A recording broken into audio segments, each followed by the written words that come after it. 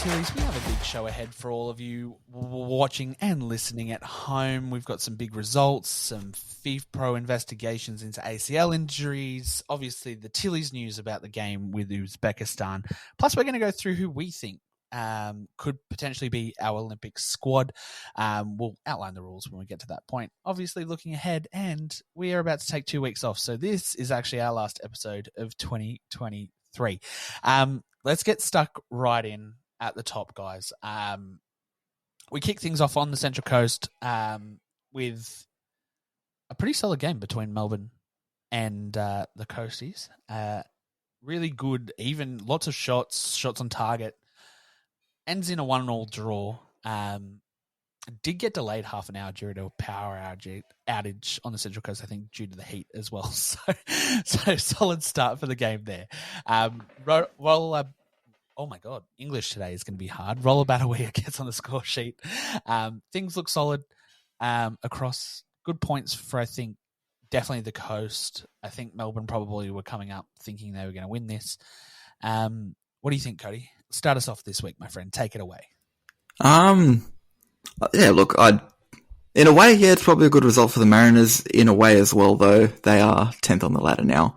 They are slowly slipping away. Then again, it is a really tight league, very, very chaotic. So you never know what's going to happen in the next few weeks anyway. So I wouldn't say it's crisis talks or anything like that. Like, I wouldn't want to go that far to the other side of the spectrum either. I don't know if they'll be completely happy with dropping points at home, even if it is to a side like Melbourne City. And Roller Batawea, I know you've had some tough times pronouncing some French names, but I thought that one would be quite up your alley, man. I'm all over it. I know what's going on. I've been here before. Nah, I'll tell you what, though. She's a quality player. She looks like she's building confidence. Michelle, you'd know her as an ex-Sydney FC player as well. Like, it is good to see her scoring again. I think this is something that's going to continue as well. I said it even when she wasn't a bit of right. It did feel like once she got one, she'd get plenty. And yeah, I think now she's going to start to get plenty. Yeah, 100%. Looking good. One thing we did break, and it leads us into the next game, that red card gimme that I mentioned last week about not having a red card since the first round got broken by Canberra this week. So go Canberra for breaking the 6-week goose egg that we've had. Anything to add on Central Coast City, Michelle, just before I skirt onto the other side of Melbourne? I do question, I guess, City's form at the moment. Obviously, like, you know, they lost to Perth the week before, and now, you know, picking up a point right at the end against the Mariners away. I guess, you know, they're probably feeling a bit frustrated at the moment. So, you know, whatever is next for them, which is the Derby, there'll be quite a bit of pressure riding on them, I think. Yeah. So yeah, I mean, it's great for the Mariners though to get a point, for Roller Batawea to get a goal. So yeah, it looks like positive things for the Mariners, not so positive for City at the moment. Yeah, you did mention the table, Cody. Yes, 10th, but they're 2 points from 5th. So it's a chaotic league. That's what I mean. Like, it's insane. You can't pick it. Melbourne Victory beat City on the weekend. They'll go above them. Who would have thought that around 2 or 3? That's crazy, hey? Like, wild year. This is why we love it. This is why we love the A-League Women's. Parody. Let's jump down to Melbourne in a game that definitely had no parity. 25 shots for victory, 15 on target, only managed to score 2 goals. Canberra didn't do anything, 3 shots, none on target. I think it was a straight red card for Chloe Lincoln as well. Yep. Canberra, this may be the biggest failure of our predictions of the year, because I can't see them drastically improving to the point where they make the 6 for finals. At this point in time, they might blow us out in the back end of the year, and so be it. But as a team that I think we had maybe in 3rd or 4th come the end of the year, at the start of the season, It's just not looking good. I think I've got to take some responsibility for that because I was the one that's really pushing him to go higher. Honestly, I thought they were a side that would have been this upset team that could almost push for top 2. Wasn't expecting Perth to be that side, but I'm sure we can get to that in a minute. But Canberra, there's been signs in each of the games they've played where they've still looked good, probably been a little bit unlucky. I understand at the back they're probably a little bit inexperienced and maybe not so good, but they are usually quite good going forward. A game like this, Melbourne Victory is going to be solid at the back. We've said it the whole time going into the season. They were going to be a formidable force in that area. Look at me, I'm stumbling over my words now. And it's just really been really, really bad for him. I feel bad saying it. I feel bad being that harsh, but I don't know if there's any other way you could put it. The 2 goals they scored, the Melbourne Victory scored, weren't exactly great. Lincoln, I don't know, it seemed like a bit of a brain snap how she got sent off, and then the second goal came because the reserve keeper made the same mistake that got Lincoln sent off. I don't know, it feels like things are really starting to break down for them. Maybe it's a lack of confidence because their season hasn't really been going too well to start off with, and they themselves would have had higher expectations as well, but it's disappointing to see. I think that's the best way I can put it because there's so much quality in that side. There are a lot of things to love about it, and it's a shame it's going the way it is. I think the hard thing is they've scored 15 goals this season. They're third in most goals scored on the year, and they're sitting bottom of the ladder. It's their defense. Really, it's what's happening at the back, which is letting them down. And it's an inexperienced defense. And there was another show where I had this kind of argument on where I said, they've got this really good attack, and someone came back at me going, yeah, but their defense has almost no one. And look, maybe we are seeing that a little bit. Yeah. Third most goals. No, most goals against with 16. Or second most goals against after Adelaide. And then third most goals for on the year. So plenty going forward, just not a lot happening at the back, which is not good. On the other side, though, Victory, after a start to the year that didn't look too good, now sit third after a very, very strong. They haven't lost a game in their last 5. It looks like they've found their feet, and that kind of experienced squad that they kind of put together has kind of finally clicked and looks, I guess, like we thought they would. On paper at least now, which is good for the other side of Melbourne. Looking forward to the back end of this year now.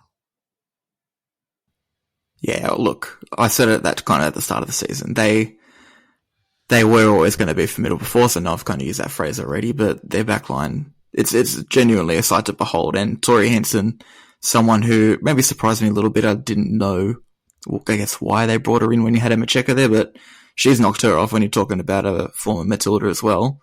It's quite impressive. It's not even just about the talent they have there, it's the depth as well. Yeah, 100%. We know you're a fan of Victory, Michelle. Anything on their turnaround of their season? I'm just fishing here to see if I can upset Michelle, guys. That's what my week is this week.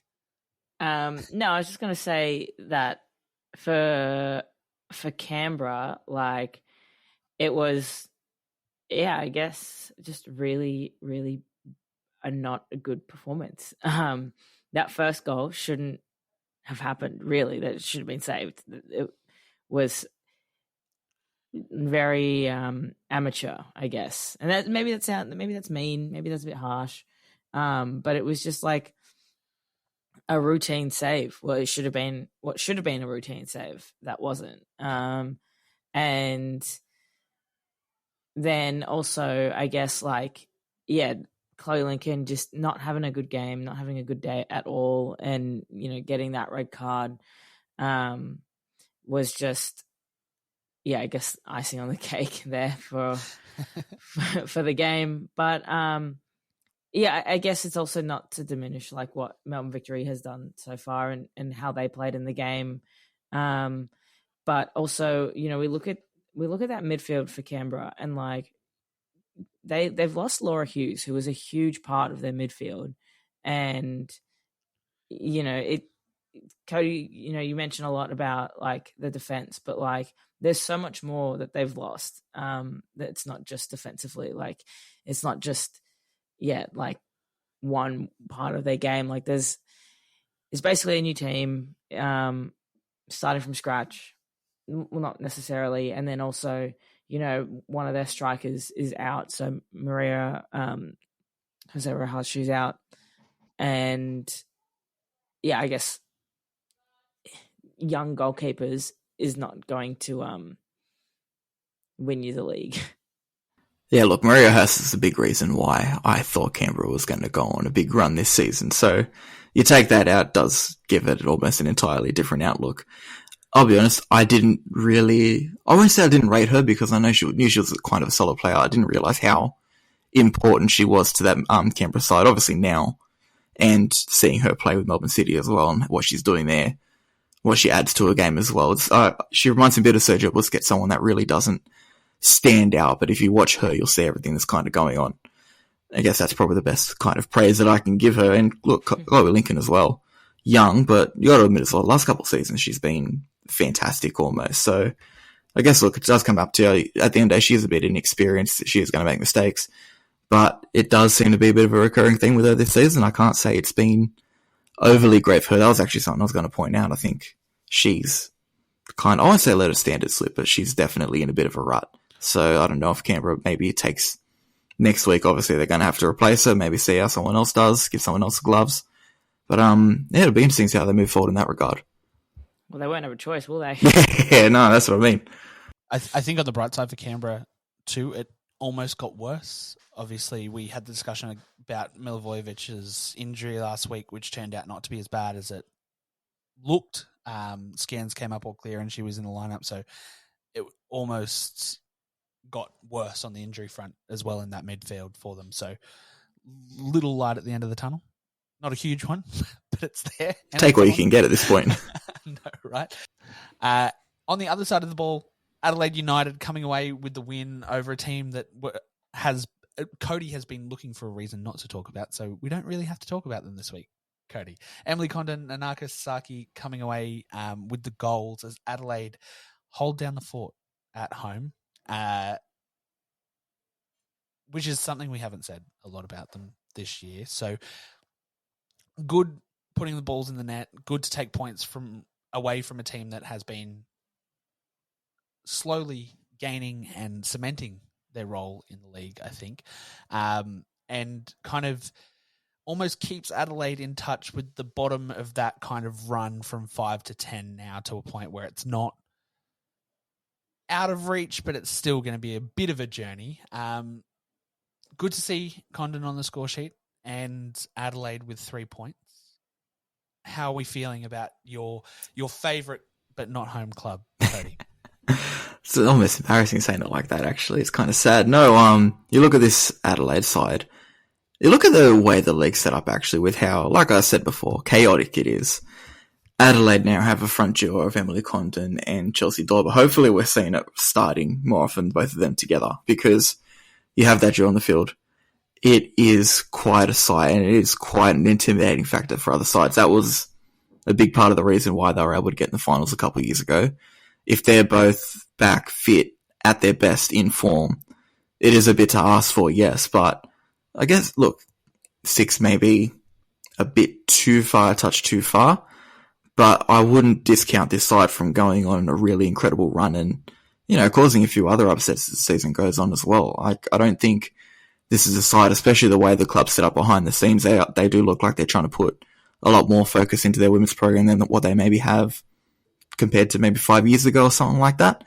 There's definitely good signs in Adelaide, even if it may not be showing on the field per se, but definitely a lot to love about it. I think especially having those two back, 2 Aussies as well, 2 players who, I know Condon's made her Matildas debut, I don't think Dorber has just yet. You're talking 2 quality players that could push for Matilda's selection if they do well here and potentially move back overseas as well. Yeah, I think the hardest thing for Chelsea Dorber, especially on the right there on the attack, is the people ahead of her. So she can move centrally, but she can play an out-and-out striker role. So if that's what the missing link is for Adelaide, you can maybe move Jancevski back to the side. There's options there. Yeah. Anything on Adelaide, Michelle, as we move around the country very slowly? Yeah, I mean, it was their first win of the season, which is huge, obviously. But yeah,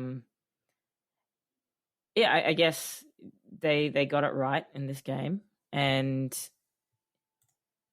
I mean, they left it late. To be fair, A bit lucky as well with the way the game was going out.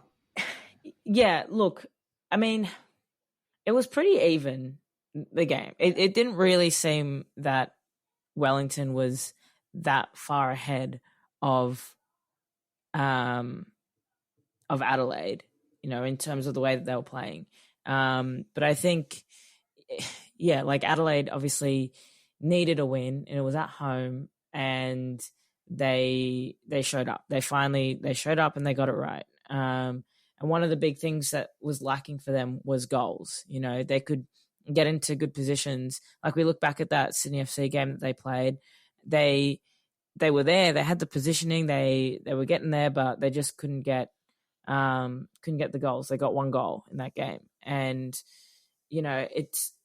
I guess that's one of their problems and something that they've clearly worked on. But Sasaki's goal was incredible. It was a great finish and a really good free kick. So once they got that first goal, it felt like all the momentum was kind of shifted their way.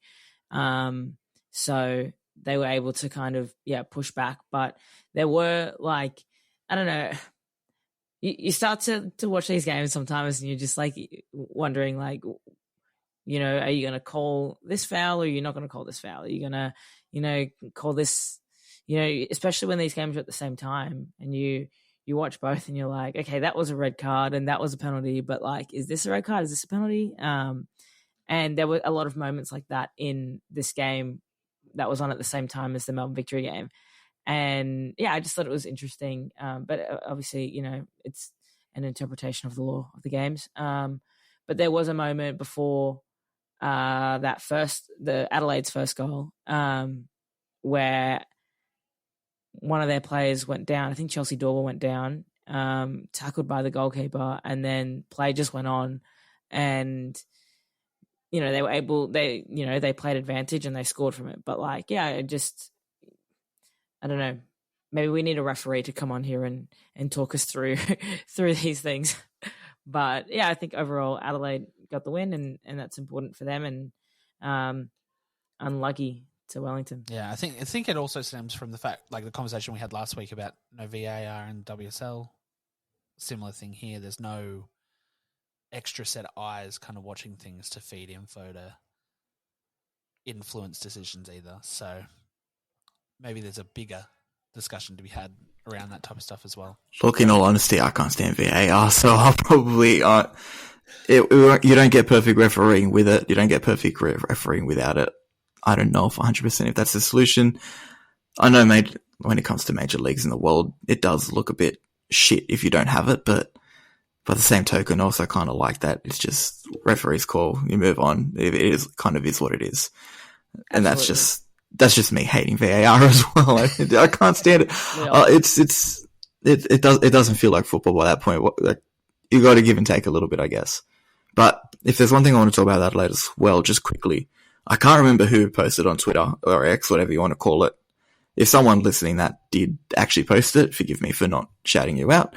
I thought it was Antonis, went back through his feed, wasn't him. But someone did mention during the Adelaide game, it looks like the Adelaide players that weren't in the squad, that weren't even on the bench, were, because obviously they're sitting in the crowd because there's no real box at Martin Sports Complex. They were actually kind of in amongst the crowd and trying to get everyone up and cheering and trying to create an atmosphere, which is really weird that it's player-led, but looks like it did a bit of wonders towards the end of the game. So I thought that was actually kind of cool. Oh, yes, I did see that. I'm glad I wasn't crazy. I was starting to think I imagined it. But also, why are the players leading the chants? That's what I mean. It is a bit weird that it's player-led, but hey, you know what? Atmosphere is atmosphere. It's like game's game. Makes me mad. But hey. Not everyone has a dedicated A-League women's capo like Sydney FC do, eh? Yeah, but it doesn't need an A-League the Red women's Army one. exists. I was going to say. Yeah, I know. It's a part of the club. It should go across all things. Unless you're in a different state for an away day, It's a home game. Turn up. I'll call you out. To my favourite game of the week. Emily Van Egmont's send-off in style. Lauren Allen scores a brace. Evie scores. Serena Bolden on the sheet as well. It was very back and forth there for a while, but Newcastle do come out on top 4-2 over Western United. Newcastle looked dominant, and then they didn't. They lost a little bit of snaz, and then all of a sudden it kind of all came together, and there was a bit of a fight back, but just not enough on target for Western United to get back in front. I love it. My team aren't at the bottom of the table like you guys were predicting, and I'm here for it. We're in finals contention at the moment, and I'm going to hold on to that as long as I can. My worry is what happens next week without Emily in the middle, but that's a next week issue. I think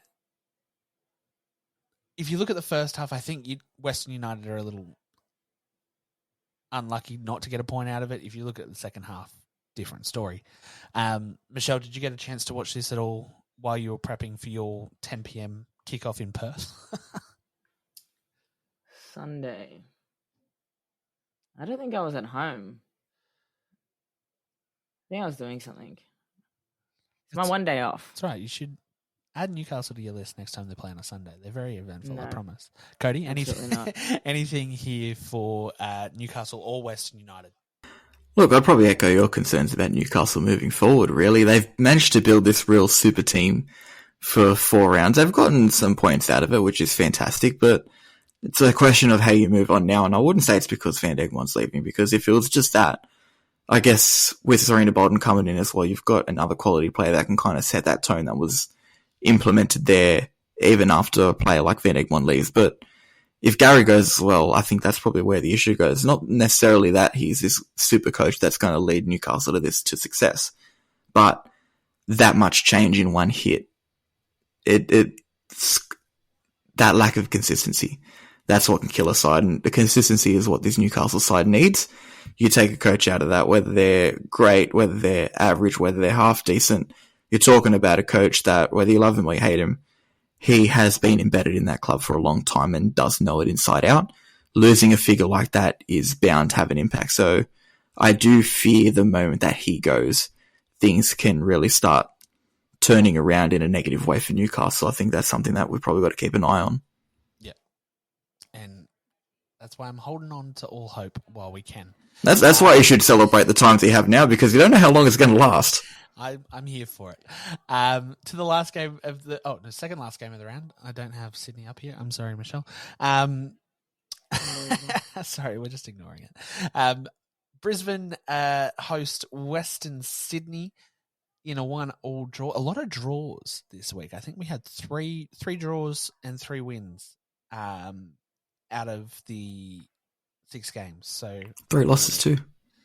Yeah, apparently. Round of 3, 3-3-3. Wow. It's almost like if a team wins, someone has to lose. Is that how this works? Oh my God. I knew it was a stupid comment. I just kind of wanted to throw that in there. You got it a bite, Cody. Thank you. I am shocked and surprised. It was another even game as well. I think take out Newcastle, take out Melbourne, everything else across the board seemed very well balanced in terms of even the Adelaide game with that win, very competitive fixtures, which I think we kind of want to see across the board. All in all, Mia Corbin on the score sheet for Brisbane. Sophie Harding getting it done right on the other side of half time as it ticked over 50 minutes. All in all, I think Brisbane probably a little disappointed not to pick up 3 points here in a game they probably needed 3 points out of, considering I think they've got an away day in Melbourne coming up and away in Sydney, their next 2 fixtures. So probably needed 3 points before heading on a long road trip away. But yeah, what were your eyes on for this game, Cody? You look like you're jumping out of your chair to say something here. I wasn't that excited just yet, I'll be honest. But no, I wouldn't even say Brisbane needed 3 points just for the run they've got coming up. I'd say Brisbane need 3 points because you're playing Wanderers at home. That's a game that realistically you should be winning. Like I've said it a few times about the Wanderers, I do actually kind of like them this season. They haven't been playing horrible. They do look like they're getting better and better each week.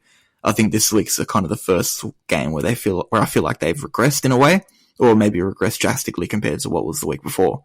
But then again, they set a really high standard against the Mariners, and when I guess you're a side like the Wanderers, it's not always going to be a standard you can maintain.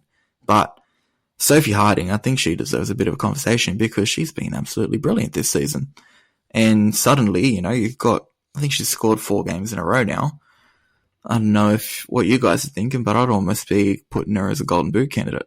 Like it hasn't been anything crazy or eye-catching the goals she scored, but she just seems to have this knack of being able to be in the right place at the right time, getting on even a couple of headers that she scored, but she's getting herself in really good spaces. She's actually becoming a really good focal point for the Wanderers, and a side like that, that's really what they've been missing for almost a couple of years now, really.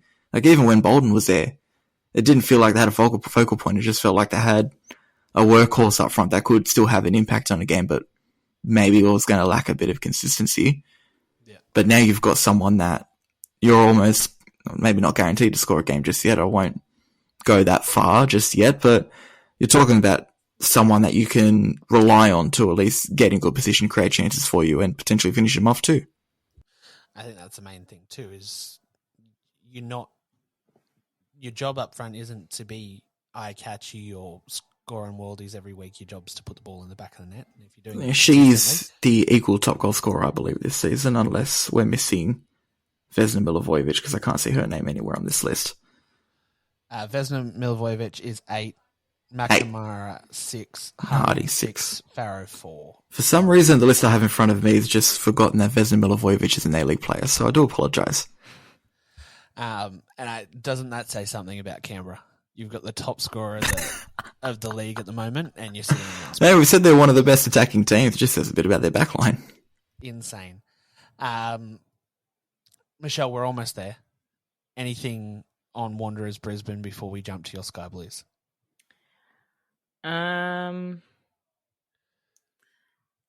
Hilarious. The Sophie Harding story. It's funny. She's never been like a wow player. So it's funny, especially for the Wanderers. Like I just find it entertaining. It's great for her and it's great for the team and the club. It's just funny because Cody, when you say that it's worth having a conversation, do you mean about getting a call up? No. Or okay. I was talking Golden Boot. I think I've said it on this show before, because you do need a better base level of ability than just being a good A-League women's player to get in the Matildas side nowadays. If we're talking about, say, a team of the Socceroo standard, maybe we're having that conversation. But when your competition is Sam Kerr, you do need to be a little bit better than just scoring a goal a game on average in the A-League. Yeah. No, it's funny because, oh my God, like years ago there was a thing where like any player who did well in the league, everyone on Twitter would be like, call out for the Matildas. Fiona Wirtz, right? Okay. She's English. Okay. She's born and raised in England, has an English accent, has no ties to Australia other than living here for the league.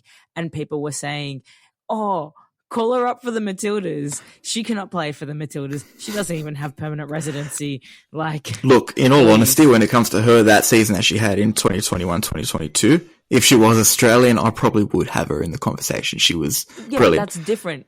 You can't call her up for the Matildas if she's not Australian. Should just make sure she's got she had a great season, absolutely. And if she was Aussie, yeah, we would call her up. But the fact of the matter is, she's not Australian. Yeah, look, I think that's someone's very, very bad fact checking. Like that was just a gaffe altogether.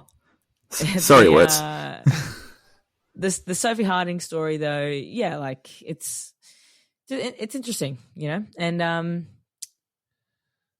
have a lot of thoughts. on Western Sydney Wanderers, as I'm sure most of you, can imagine. But knowing that it's Cody's favorite club, Huh? I'd just say that it's good for her. If anyone's confused at home the last 2 weeks, Cody actually supports Adelaide. He just lives in Western Sydney. Look, I got respect for. I got more respect for this Wanderers side than I probably have in recent years. And look, I'm happy with how Harding's playing. Matildas is a step too far. I think if you're playing the way she is, if you're in the form she is, I'd want to see it over an 18-month to 24-month period before I'm having that conversation. Oh, but there are people on Twitter who are saying, "Call her up, Tony. Call her up." Well, at least this one's not English.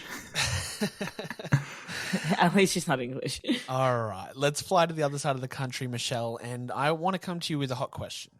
How do you feel about having 10 corners, 17 shots, 9 on target, and no goals? Oh, terrible. What do you want me to say? Good? I feel good? No. It was terrible. To be fair, there was one at least really good save that I did see in the first half on a breakaway that Aquino just made an absolute blinder of a save to push it wide for a corner. Morgan Aquino had an incredible game. It wasn't like she made many good saves. And the thing that I hate is when all these teams and their goalkeepers decide to show up for one game, and that game is against us. I mean, can you not? If you're going to show up for one game, do it against the people that won the tournament last year, right? Like, that's what I would say. Nah, go away. All in all, for those of you playing along at home, 0-0 draw on the other side of the country in Perth between Sydney and, of course, Perth. All in all, Perth dominating possession. Dominating is probably a strong word, but they did have 55% of the ball. Didn't do much with it. Only had 6 shots, put 1 on target, 495 passes, committed 11 fouls. Mate, they committed more. More? They just didn't call them. Oh, is this that game you were talking about where the... Let's get a referee on next week to fact check everything that Michelle thinks is a foul. That'll be. We'll have a little referee guest spot where Michelle can ask a question. No, I do that all the time anyway to my friends. But all in all, this is a top of the table clash. And Sydney still have 2 games in hand, and Sydney is sitting 5th. So solid point. Perth, in a weird kind of last 5 games. Win, draw, lose, win, draw. Hopefully it's not a pattern. But very interesting moving forward. Now, as we said at the top of the episode, guys, we are about to go on a little 2-week holiday to give ourselves time to refresh after the festive period and come in hot and heavy, because pretty much from here till August and then from August through to here again, we have football pretty much nearly around the clock, with only 2 months off nearly in between the end of the season and the Olympics, which is crazy. So we're going to take 2 weeks to reset our batteries and come back hot and heavy, which means there are a ton of games that we're going to miss, but we're going to cover them at the end of the episode. Let's go into some news that dropped during the week, and there was an article. Are we not going to talk about the Sydney game? Oh, was there anything else to talk about? He just completely skipped it. I thought no one put the ball in the back of the net. Michelle, what do you have to add to the Sydney game? Sorry. I have many things to add. I feel like we've skipped over every other team, so I thought we'd tried on Sydney and it just got pulled up, Cody. I'm sorry. No. No, I think it was so frustrating because realistically, like Sydney should have, like the amount of shots Sydney had, the amount of shots on target they had, Morgan Aquino definitely had a great game, right? From what I heard from players, it was like, obviously they were very frustrated. Actually, I heard many things from some players. I think, so they were saying like the Perth players were celebrating like they had won, like it was a point gained for them, but a point lost for Sydney. And I don't know, I think I'll throw this to you guys. Like, what's your opinion on that? Do you think you should celebrate draws? When do you celebrate a draw? Especially if you're Perth, right?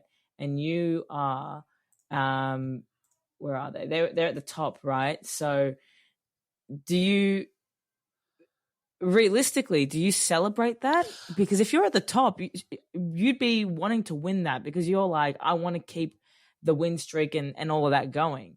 So you wouldn't, in my opinion, celebrating a draw when you're at the top is a bit odd. I agree, but you're also 12 points behind the team that you drew against last year. So could be like a kind of in-team kind of win, like a little one of those draws that kind of feels like a win because of how far you felt behind last year, maybe. I don't think it's a black and white answer. I think that's probably that's the first way I'd preface it. If, let's just say, the roles are reversed, not necessarily in the result or anything like that, if Perth were playing away to Sydney FC, they put out a performance like that, 100% I would be celebrating that. If you go away to the champions, have a back-to-the-wall performance, get a point out of it, you celebrate it.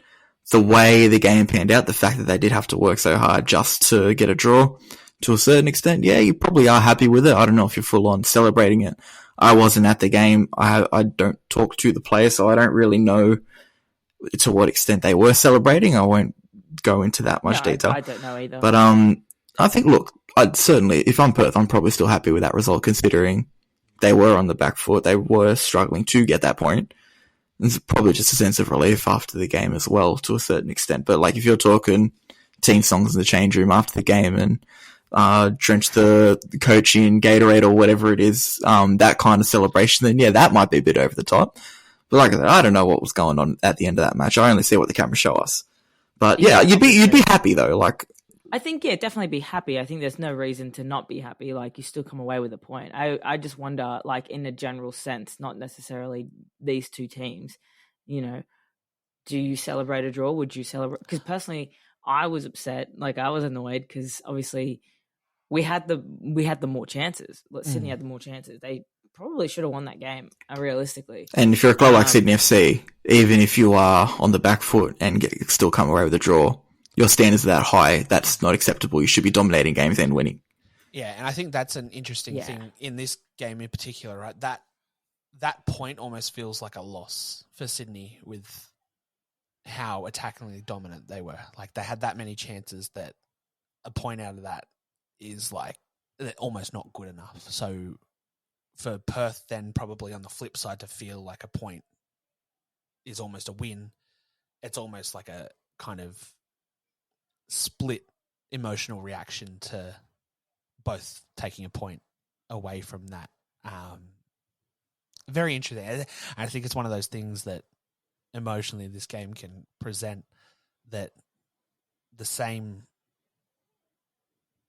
result can have adverse effects on two different sets of players, even if it is taking a point away.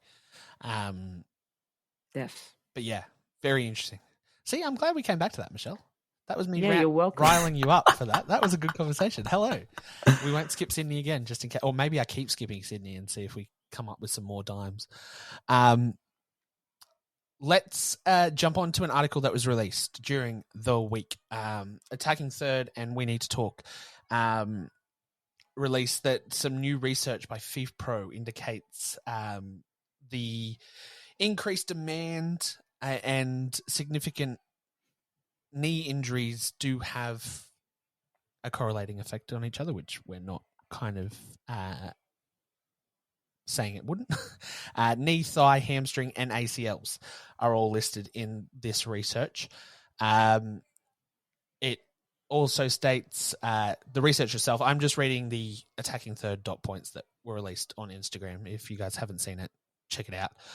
Elite women's players who sustained ACL injuries made more appearances, had more instances of less than 5 days between matches, and had less time in the 28 days prior to the injury. Less rest time in the 28 days prior to the injury compared to non-injured players. And what was recommended was a better match calendar with travel demands, quality of disciplinary. You're talking about multidisciplinary? Yeah, thank you. That word got really hard. Oh really my God, Josh. Look, it helps I work in a health setting. I say that phrase all the time. But very interesting. And when you look at this year in particular, it's not going to be any better because we go from a jam-packed schedule with another 2 months off into an Olympic schedule, with a month off and then back into a season. So this year is just as bad as last year, and nothing's going to be done quick smart about this. But we go from UEFA looking at research to FIFA Pro releasing research. Cody, I know you shared it. That's where I actually saw it. What was your initial reaction when you saw this? And it came from the chief medical officer of FIFA Pro, which is where all of this is coming from. Yeah, so put it this way, you're telling me that telling players to play an absurd number of games in a short period of time without the proper facilities to let them recover, recuperate, and actually manage their fitness levels, and trying to match a schedule that is already convoluted for the men's side of the game that do get those resources, and it results in more players getting injured. Colour me shocked. That is so surprising. Who would have thought? Just about anyone with probably half a brain. Let's be real. No, look, I'm glad someone's looking into it, and I'm glad someone's actually saying words out loud that kind of everyone else is thinking of, because it's not even a women's football problem at this point. It's just a general thing in football. There's people at the top that go, oh, every time players play, we make lots of money. So the more we ask them to play, the more money we get. So let's just ask them to play a whole bunch of games. And they don't realize that it is having an adverse, or they probably do realize it's having an adverse effect on players. Their pockets are getting that stacked that they just don't care. And that's the problem. There's so many different ways to talk about a revamped match calendar. They're doing that while you're adding the UEFA Women's Nations League. You're doing that while the men's side is getting a Club World Cup, and I can guarantee if it takes off there, they'll probably try and add the same thing with the women's in 5 to 10 years. And suddenly you're talking about, there was the issue with the Matildas when they went to play Spain. They said, if we don't have a break now, we won't have a break until 12 months after the World Cup. Then you're going to throw a Club World Cup in there where the players are going to be caught up to are going to have to go because there's an extra month of football. And they'll be playing every 3 to 4 days in that period. And like you said, you probably recommend to have at least a 5-day break between games. So it's such a simple solution where you just tone down how much football you're actually playing. Don't worry about the bank accounts for 2 seconds. Worry about your actual product and worry about the people that are making you money, because until someone at the top is willing to do that and go, okay, we need to put player safety before our own pockets, this is going to happen. And FIFA can do all the research they want into it. I wouldn't trust FIFA with $5, let alone the welfare of the best athletes in the world. So I'm glad someone's saying what we're all thinking. I'm glad people are putting it out there to say, hey, this isn't right. The more people bang the drum about it, hopefully the more traction it gets. But I don't know if this will actually lead to anything bigger. I do think that FIFA will just sit there and go, oh no. Anyway, where's my money? It's like Mr. Krabs when it's like, oh yeah, just everything's about what's going into your pocket. Hopefully people get the SpongeBob reference. I do miss that show. I'm glad you highlighted that, because I feel like there is a lot of our audience that probably doesn't watch SpongeBob. That is, well, not now, but like, that's an iconic childhood TV show. Michelle, give me your thoughts. I get what you're saying, Cody, about them taking a step back and not thinking about the money for 2 seconds, but like, it's all kind of circular, right? Like, they need the players to play so they get the money so that they can pay the players, and so that these tournaments and leagues and competitions can exist. What should be happening is, one, obviously what's the word? Oh my God, my brain just stopped working. All three of us today, guys. The research, There we go.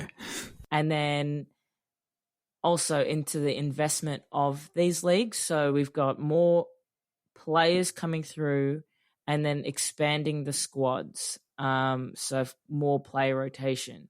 Now, whether or not a coach, Tony, knows how to rotate players and, use their bench, that's a different question. But when we look at, like, World Cup squads, Olympic squads, it's an 18-player squad for the Olympics, right? Like, it's not a very large squad, and you're playing a lot of games in a short amount of time. So it's a pretty intense competition. And then obviously just tournaments in general, I think ours was 23 for the women's and 26 for the men. So, you know, what's the difference in that? You know, people are always raving about how far superior men's bodies are, and yet they get more players for their squads and women don't. So, you know, there's that. But also, yeah, there was a problem many years ago as well where men's players were getting injured left, right, and center, and then they did the research and they did all the sort of rehab and everything, and you're seeing a lot less of it now. It's just when we look at the women's game, it's still it has expanded and grown in such a quick turnaround that the research, the investment, and everything is just still so far behind. It hasn't caught up yet. That's the problem. Realistically, the problem is that the game hasn't caught up to the level of fan investment. So when we look at things like even simple things like coaching, right? So there's more coaches coming through, more female coaches, more coaches that are, you know, giving their all into the women's game, specifically for the women's game. But then when we look at goalkeeping coaches, that was not even like a big thing for men's football. So now it's still far behind, but it's obviously growing a lot as well. But regardless, what I'm saying is the FIFA money and money from any of these companies and whatever that are doing the research, it's all well and good. And I understand that we do need to lighten the load. But that's why you look at other teams and they've got B teams, they've got their C teams even. And like maybe like in those sorts of things, like instead of the FIFA calendar being filled with friendlies, maybe they should be filled with World Cup qualifiers or AFC qualifiers or, you know, other stuff instead of just friendlies, because I feel like that's where a lot of problems are coming from, and you'd rather them have like a proper organized window for international games. But when we look at like our Australian players or American players who play NWSL and A-League Women's or A-League Women's and MPLW and whatnot, like that is where the load is too much, and that is where you're playing year round, with no break, and that's the problem, and that is where I agree where that something should change there, and the league shouldn't be like they shouldn't have to play two leagues. Yeah, I think that's where UEFA's kind of almost a step ahead with the Nations League, right? They've looked at that and gone, cool, let's remove the needless friendlies and turn it into something that actually means something. So UEFA as an association are a step ahead of, I think, everybody else in the women's game. See, when I mentioned, like, obviously you need investment in players as well, and that's a massive thing when it comes to the A-League women. They're forced to go in LPL competitions because they need to make some income off football in an off-season because they don't get paid a full-time wage during the season. There's so many reasons why they should be, at the very least, of you need to be playing players at professional wage. The league should really be professionalized just for a simple aspect of player safety. When I talk about I worry about where the money's going, it's because you're adding these competitions in. Yeah, it's generating money for the women's game, but realistically, how much is going back into the women's game and how much is lining Ceferin or Infantino's pockets? Because I can guarantee you FIFA are probably making more money than what the players and the leagues and the national teams and the clubs are in these situations. That's where my concern with this comes in. And it's, I said at the start of this conversation as well, this isn't an issue in terms of the match calendar specifically to the women's game. It's a football-wide issue. And it's coming from people at the top that look at an opportunity to go, okay, we can make a buck here. Let's explore, let's see what we can do. It's why situations like the Super League come up. It's why situations like a revamped Club World Cup comes up.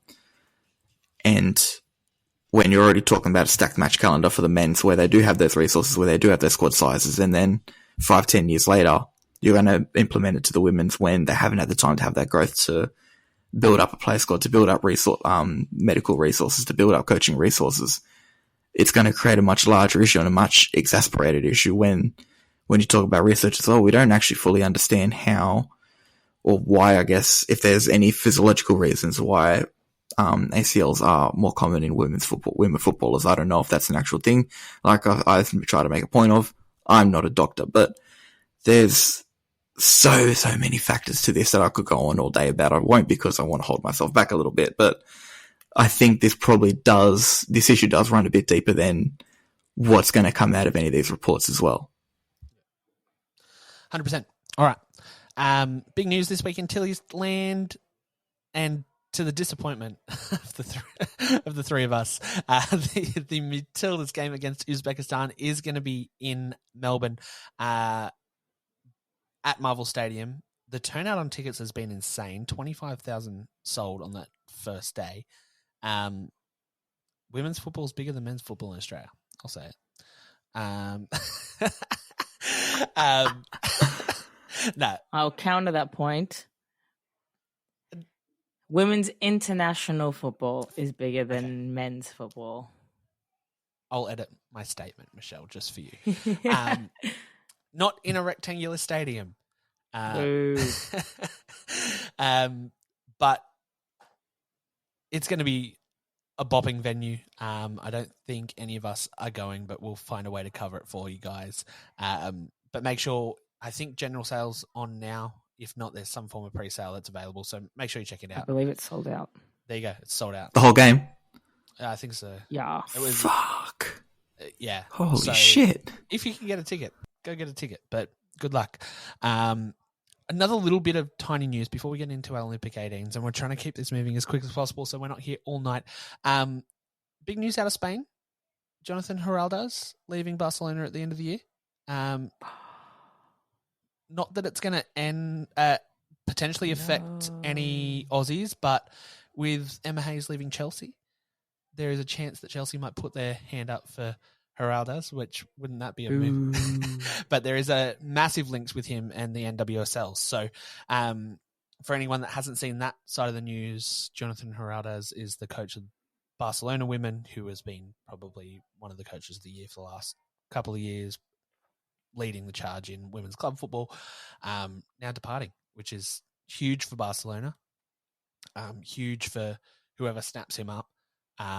This kind of almost the polar opposite in terms of club football, with Emma Hayes leaving to go international. All I'm saying is I'm hearing that there's a Matildas job that might be available soon. Oh, Jesus. Could you imagine? Oh, I would cry. Could you let's not go down that rabbit hole. All right, let's jump into the content you guys are all here for. We're going to run this episode a little long. I am sorry, guys, but we'll get there. Can I just say one thing on the Matildas game? Say no. Dear FA, I hope you're listening, and I hope that you don't take this in a negative way. I say this with full love in my heart. As someone who loves the game and loves football, please stop playing these rectangular sporting events in oval stadiums. I know you want big crowds. I know you want to sell them out. I know you want to promote the brand. That's great. I love that for you. But the viewing experience and going to an event where you get to watch the sport and actually be involved in the sport, as opposed to watching it in an oval-shaped stadium, which they already get enough attention from because of the AFL. Imagine playing this game. Say we're still in Melbourne, right? I'm not saying it has to be in Sydney. Imagine sold out 25,000, 30,000 people at Amy Park, right? It's an intimate venue. You're close to the action. You can see everything, and the atmosphere would be unmatched. It would be unreal. Instead, you're playing at a ground that is an oval shape. It's going to be far away from everything, and all it says to me is we would rather the money than building and supporting the sport, because at the end of the day, this is a sport that we've come to watch, not celebrities. Anyways, doesn't really matter. I don't have any leave left, so I will not be going. That was my point too. All right. Now, we had someone ask us who we would actually take to the Olympics. How the rules that I set the guys around these squads, and I'm going to kind of word it a little easier for everyone at home. Imagine Australia was going to play in a Nations League tournament in January, February. So based off current form and not clout, who would we take to the Olympics or that specific tournament? Say it was an Olympic qualifying tournament set up like UEFA's Nation League. Who would we take off current form? Let's start with a starting 11. Did you guys make a starting 11? No. I just went position by position. Okay, let's start with our goalkeepers. Who are we taking in goal? Oh, let me start. I've got Micah. I've got Tegan Micah. And I've got Jada Wyman. Same. Yeah. Cody? I've got Micah and Arnold. I know Arnold's been up and down this season, but like, naturally she's still a fantastic goalkeeper. I think though her and Micah are that far ahead of everyone else, I think it's going to take a lot more than just a slight dip in form for one of them.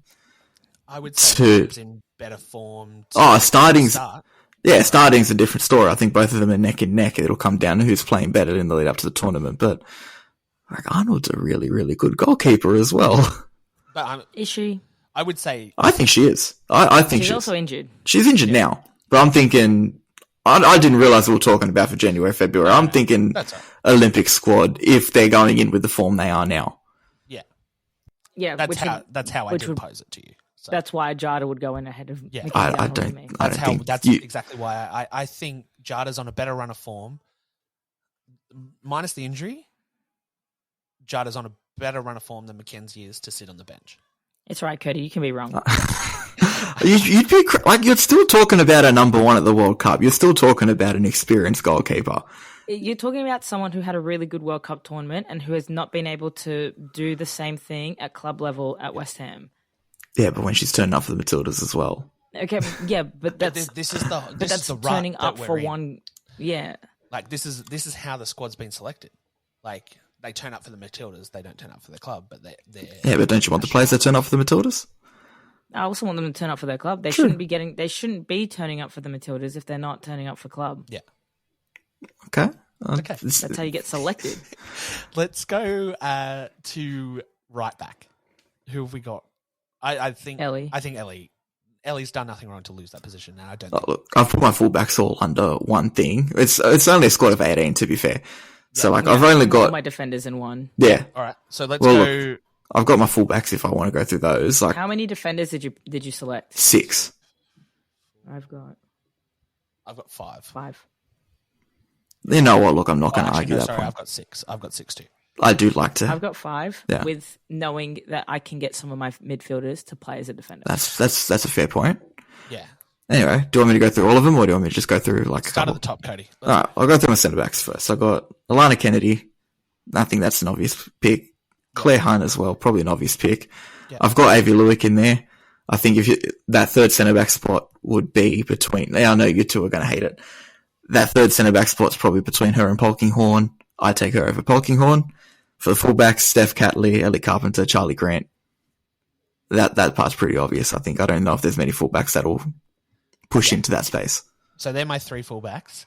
Now let me blow your mind with a centre back, Cody, that I think could replace Avi Lewick and Claire Polkinghorne off current form. Take away the game that Perth just had. Does Claudia Majic, how do I say her name? Majic, I was close. Does she make a claim? I'd be having someone like Matilda McNamara in there beforehand. Fair. I have Charlotte McLean, but I didn't pick Charlotte.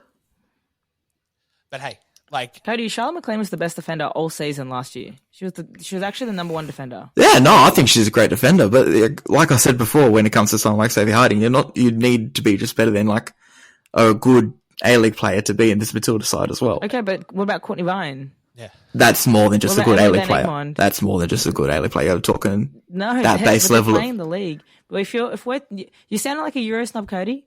I'm not trying to sound like a Euro snob here. I'm like, how do I say this? You're telling me like this. How do I say this without sounding stupid? The level that Courtney Vine is playing at is almost incomparable. When Emily Van Egmond was here, the level that she was playing at was borderline incomparable. Even someone like Holly McNamara was playing at that really, really astounding level. You're telling me that you don't think that Charlotte McLean is playing at an extremely high level? I don't think so. I don't know if I'd put her at a Matildas level. Go back and watch this league. She would absolutely 100% be able to play in the WSL. Charlotte McLean. Anyways, yeah? I didn't put Charlotte McLean on my list, but that doesn't matter. You didn't? No. The way you were saying, I thought you did. No, she's not on my list. Oh, shit, who is then? I put more midfielders. So who's your 5 defenders? Who's your 5th defender? Michelle. Me? Oh, I've just got Hunt, Kennedy, Catley, Carpenter, and Grant. Yeah, okay, fair. So in terms of that, so we saw this struggle against England at the World Cup, right? Alana Kennedy out with a head injury. Polks gets absolutely dominated. Who do you see in your squad that can drop into that centre-back position if something like that happens? Honestly, so I've got Wheeler and Yallop in there as well. Okay. So realistically, Charlie Grant can go into a centre-back, or Steph Catley can go into the centre-back and Charlie can play on the wing. Then you've got Wheeler and Yallop. And I personally think that because Wheeler's more of like a defensive sort of midfielder, that she can kind of drop back, or we can just play as a back three. Cool. Yep. Okay. I've got Wheeler in there as well. Let's go to midfielders now. So I've got Wheeler, Cooney Cross, and Gorry. And you could essentially throw Van Egmond in there as well. I got Cody? 5 midfielders. All right. Cooney Cross, Gorry, standard. I've put Fowler down as a midfielder, even though I know she kind of plays a little bit further up. Definitely a midfielder. Yeah. Like a 10, like almost like a second striker, but yeah, she can go onto the midfield list. Alex Chidiac, sorry, I got 6 midfielders. I didn't realise. Alex Chidiac, Claire Wheeler, and Emily Van Egmond. Okay. I've got Cooney Cross, Chids, Minnie, Sayer, Fowler, Wheeler, and Yallop in my mids. Interesting. So we're pretty similar. I just don't have Chids. That's okay. That's right, you're a fake fan. It's what it is. I do have Sayer, though. I have Sayer and Fowler. Let's go forwards. Razzo, Ford, Vine, Kerr. I feel like based on current form, I said Kerr, Ford, Rasso, Simpson, because Remy seems to be getting more minutes off the bench, and she's played more recently than Courtney Vine. Fair. I've put Courtney Vine in with the intent, with like the mindset. Like I said, I've acted like I'm in June. I've done this with the mindset that Courtney Vine is going to build her minutes up until the end of the season. I had that, and then I was like, maybe not. Yeah, no. Well, based on current form, she hasn't played. She's only played like 2 games. It's debatable. I don't think she's untouchable in this Matilda squad. I'd say that much. But and then the other 3 is obviously, I think we can all kind of agree. Kerr, Ford, and Rasso are. They are untouchable. Yeah, they are untouchable. Yeah, I just think Courtney's got. She needs to play more, obviously, and they're kind of taking it easy because she's had a very big year, and then obviously she was injured. So, just based on like current form, like I was like, she's not been playing much, so I wouldn't. If I was to call her up now, I wouldn't call her up. So, okay, you go that with Courtney Vine, right? What is Chids getting enough game time for you to go? Yep, cool. She's in the current form to keep her spot. I just think realistically, Chids can play more positions than Courtney Vine. She's a bit more like diverse. And then I'd also say Simpson, on the off chance that they actually give Sam Kerr a rest, then you want someone who is a number 9. And right now we don't actually have anyone other than Remy or Larissa Crummer who's been in and around the squad that's like your number 9. Holly Mack obviously would have been, but we all know what happened there.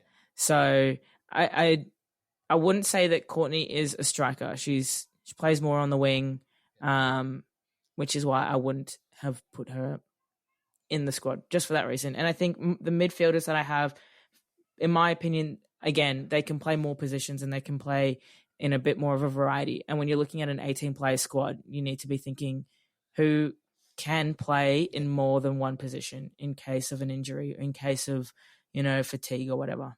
Yeah, that was my biggest thing as well, is that we lose 5 players and you've still got to fill spots. And I think this is the biggest thing. We can't be taking a squad like we did to the World Cup, because that'll just kill us. Purely because we need to use substitutions, but that's a different story. Well, I don't think that Kaya Simon's going to be getting a call up anytime soon. I mean, she's not playing at all, so how could exactly. she? Well, that didn't stop them last time. Interesting. So really the only fight we have is over goalkeepers. We agree pretty much across the board. And I think that's the thing about this, is that the squad is so much deeper than 23. There's probably, what I would say, 28 to nearly 30 names that you could easily rotate through those final kind of 5 outfield positions to kind of fill up a bench. But I think in terms of the Olympics, and for those of you listening at home that are maybe new to football world and what's coming up with the Olympics and everything like that, squad sizes go from 23 to 18. And things change in football, which is probably a good time for us to have a chat about the fact that some of your favourite players might not play at the Olympics. Is that the people that you've seen at the World Cup may literally just not perform for the next 6 months and may not get selected. And that's okay, because that is football. That means also, just knowing that Cody and I have put in Alex Chidiac, right?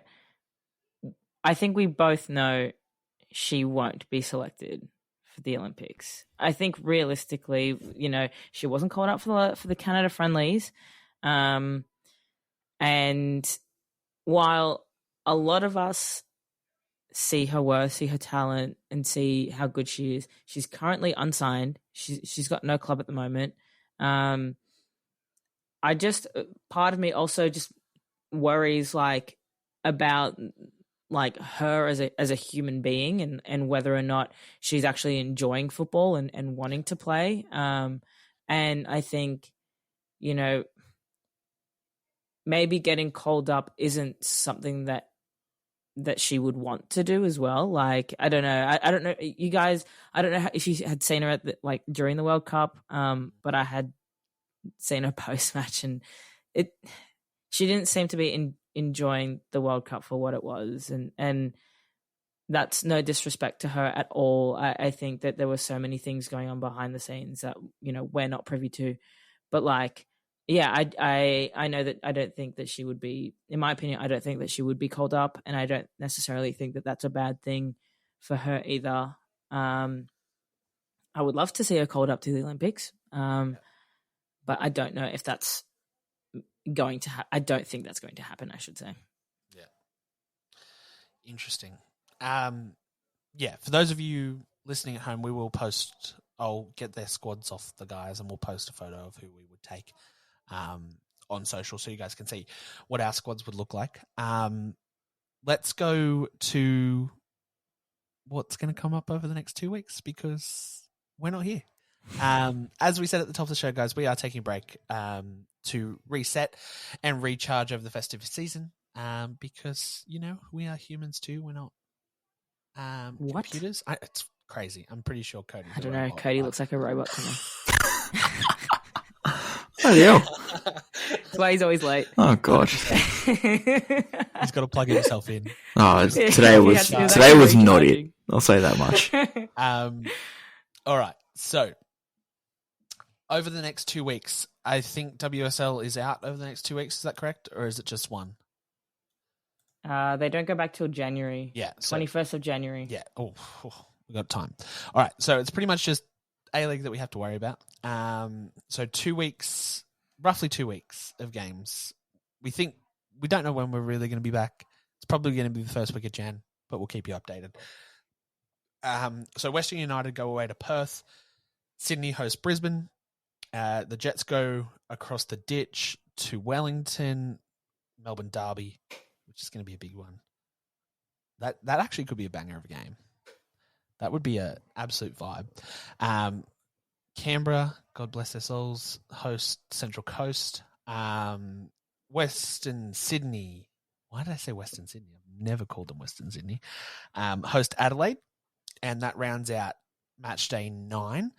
Match day 10 sees Brisbane go down to Melbourne, Wellington come to Sydney, Western United go to Canberra, Victory go to Wanderers, Perth make the trip across to the sunny Central Coast, and Adelaide come up to God's country in Newcastle. And over this break, or over this period too, guys, we are going to see Sydney kind of make up some of those games from when they were away.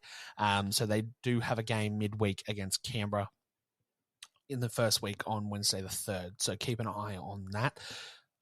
I'm assuming we're going to be back for the first weekend in January, so we will cover that when we're back. But hopefully you guys have enjoyed the 3 months that we've been in your ear holes so far. We certainly have. And when I say we're gearing up for a big 2024, I think that's almost an understatement. You guys heard some of our plans last year. Things are getting bigger and better already. We're thinking we're going to have a pretty good guest at the start of the year. We're still yet to schedule it in, but there's going to be some guest spots definitely opening up at the start of the year and into the year as we go towards Paris, hopefully. So yeah, for another week, that is the 3 of us signing off over the festive season. So make sure you guys take care of yourselves, look out for your loved ones, look out for your friends around you. This is one of the hardest times of the year for those people that sometimes don't feel like they either have a family or don't feel comfortable in their own surroundings. So make sure you're checking on your friends, doing those mental health checks and making sure everyone is safe and happy, because we want everyone to feel loved and included. That's what we're all about. And that's why we are reaching out to you to make sure you guys are checking on those around you. And if you're not okay, please talk to somebody. Feel free to reach out. There are services and things all the way around, from phones to friends to anybody. And have the best time over Christmas and New Year's, guys. And wow, this sounds weird. We will see you in 2024. Bye.